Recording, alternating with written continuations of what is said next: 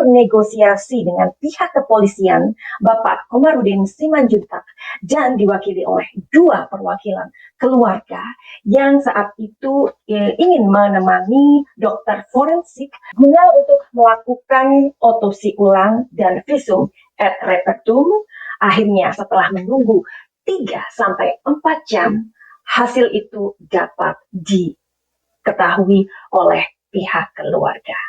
Hari ini kita mau ngebahas tentang tembak-menembak atau insiden baku tembak antara Brigadir J atau BJ dengan Baradae atau BE. Tapi buat kalian yang baru saja kesasar di channel si pembisik kartu ini atau Madam Suki, yuhu! Anybody home? Dan buat kalian yang udah kesasar berkali-kali, matur nuwun. Oke, hari ini kita mau langsung aja ya. Setelah 3-4 jam, kemudian mereka menunggu. Akhirnya prosesi dari pemakaman BJ dilakukan kembali dengan cara militer, ya. Pastinya saat ini kalian semua atau kita semua sudah menunggu-nunggu hasilnya, dan setiap hari terjadi atau kita mendapatkan perkembangan-perkembangan baru yang mengejutkan. Oke, whatever. Jadi hari ini kita mau langsung aja dengan perkembangan baru. Setelah pemakaman itu, Kamarudin Simanjuntak menemui Herlina Lubis dan dokter yang mereka tunjuk, yaitu Ibu Martina Aritonang, lalu melaporkan berdasarkan pandangan secara kasat mata. Apakah pandangan secara kasat mata itu kita akan ketahui, dan Madam Suki akan membacanya saja supaya informasi ini tidak salah. Yang dilaporkan kedua ahli ini, ketika kepalanya dibuka, otaknya sudah tidak ditemukan, kata Komarudin Simanjuntak. Setelah mereka raba-raba, kepalanya ternyata ada semacam penempelan lem. Bagian kepala belakang itu dilem. Wow, ini sesuatu yang benar-benar membuat kita yang bergidik. Nah, setelah diraba-raba rambutnya, ternyata di bagian situ ada lubang. Setelah disodek atau ditusuk, lubang itu tembus ke mata dan hidung. Diduga bahwa almarhum Brigadir Joshua ditembak dari belakang kepala sehingga jebol sampai ke hidung depan.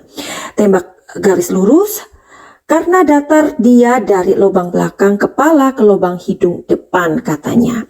Menurut pengamatan kedua perwakilan keluarga ini, diduga berasal dari tembakan dari belakang kepala. Kemudian ditemukan juga di dalam tengkorak kepala ada 6 retakan, diduga karena tembakan atau mungkin juga akibat lain. Pas dibuka, bagian perut sampai ke kepala ditemukan otak yang pindah ke bagian perut. Otaknya rupanya dipindah ke bagian perut, tegas Kamarudin Simanjuntak. Kemudian temuan kedua, ditemukan juga diduga tembakan dari leher mengarah ke bagian bibir. Dari lehernya ditembakkan tembus ke bibirnya, itu tembakan kedua, katanya. Ketika ditemukan lubang di dada, diduga bekas tembakan peluru. Dan yang keempat, tangan sebelah kanan Brigadir Joshua ada lubang bekas peluru.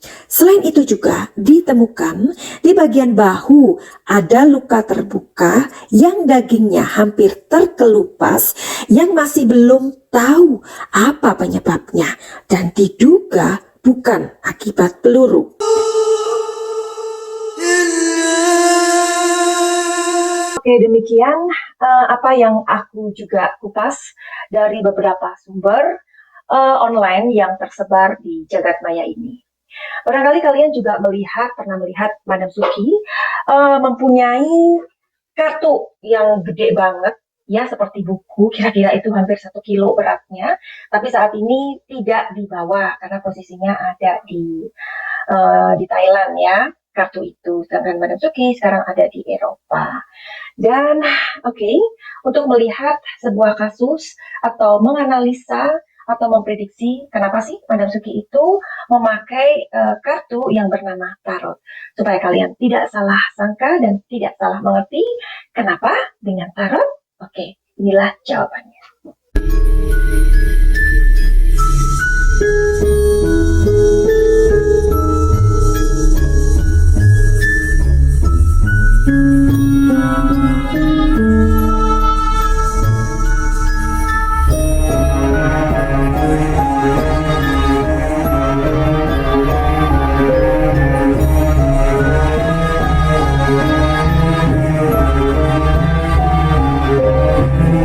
Buat kalian yang juga membutuhkan misalkan bantuan untuk masalah-masalah kalian mengenai kehidupan ini, apa saja, masalah karir, keluarga, finansial, ataupun kesehatan, monggo silakan untuk melihat di deskripsi atau hubungi nomor di sini.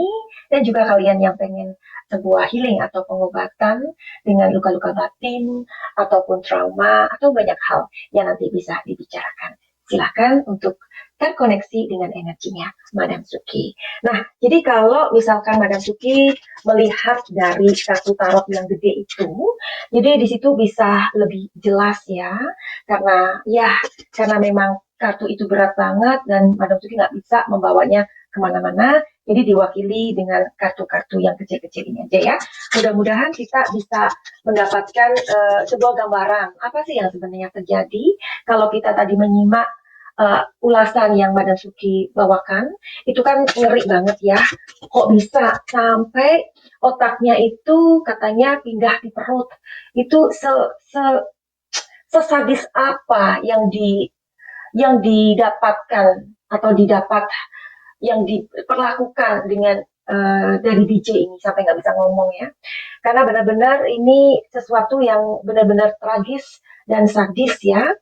Oke, mudah-mudahan kita hari ini bisa mendapatkan jawaban dari kartu tarot ini. Oke, sebenarnya apa sih yang sedang terjadi dengan DJ kalau kita melihat rentetan kejadian-kejadian yang sudah diceritakan oleh Bapak Kamarudin Simanjuntak ini ya, selaku PH-nya. Oke, kita akan lihat melalui kartu tarot ini.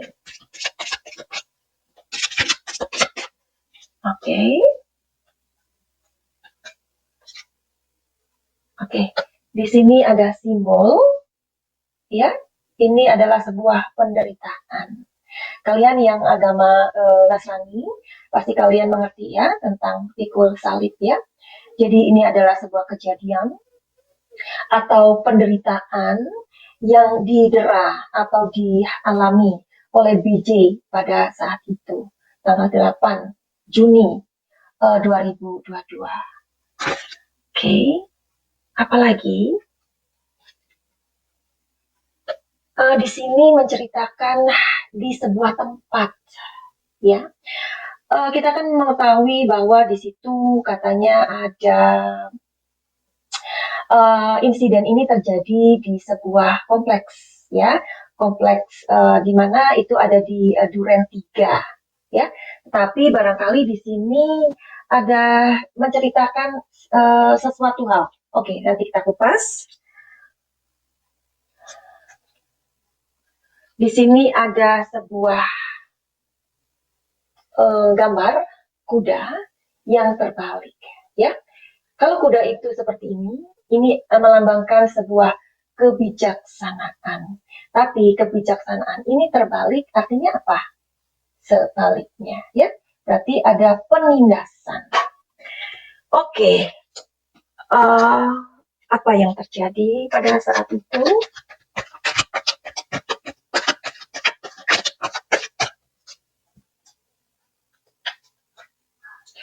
Di sini adalah sebuah possibilities.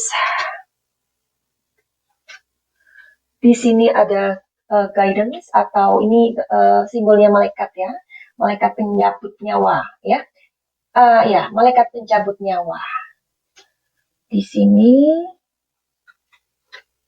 ada kepercayaan yang terluka atau ternoda. Oke, jadi Madam Suki udah menyusun kartu ini dan telling story-nya adalah detik-detik terjadinya insiden itu.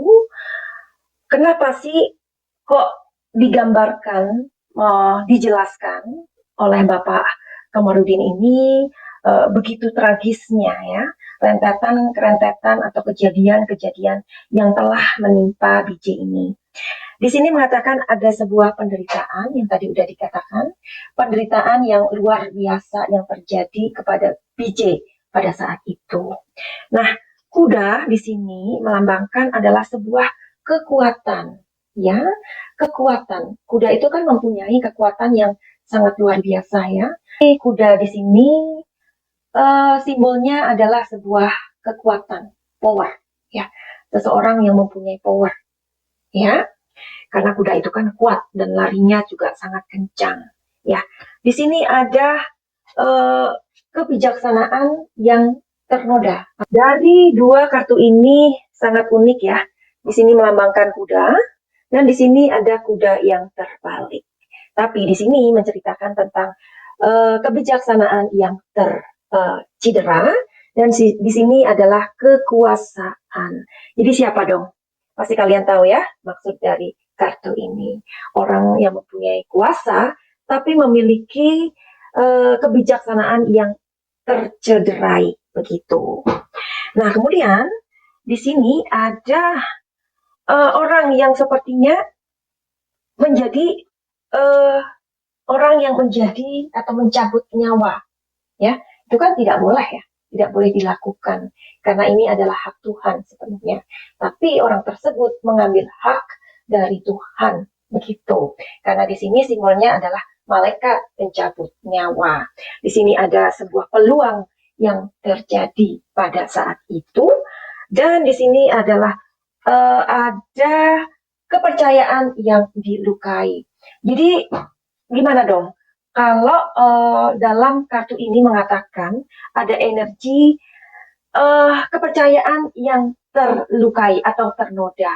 Kira-kira apa yang dilakukan oleh BJ sampai insiden yang mematikan itu atau tragis itu terjadi?